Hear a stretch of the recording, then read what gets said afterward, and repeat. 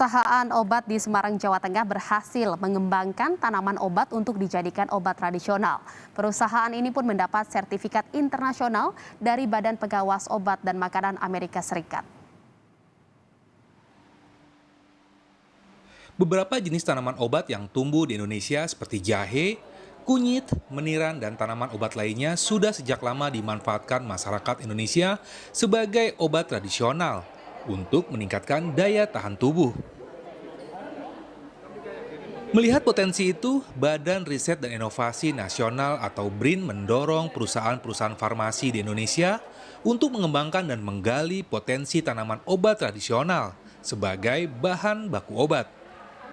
Hal ini dilakukan guna mengurangi ketergantungan bahan baku obat impor. Nah, jadi kami memang mendukung. Kita kan di BRIN itu bagian riset, ya, penelitian dan pengembangan.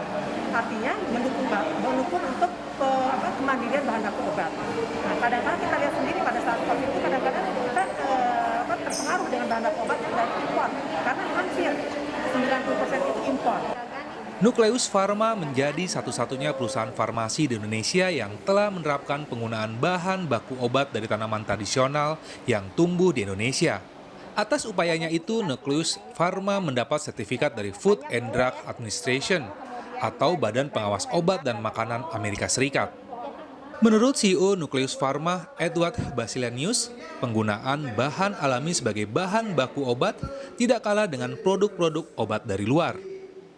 Dan kita ingin maju bahwa produk-produk kita itu produk yang aman, yang kualitas hampir sama dengan produk yang keluar.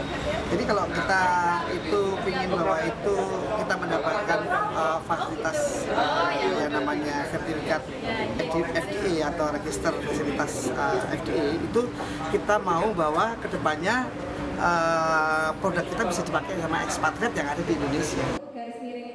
Atas perolehan keberhasilannya memanfaatkan tanaman obat tradisional, Museum Rekod Indonesia atau MURI memberikan penghargaan kepada PT Natura Nuswantara Nirmala atau Nucleus Pharma sebagai produsen obat yang berhasil go internasional dengan menggunakan tanaman tradisional.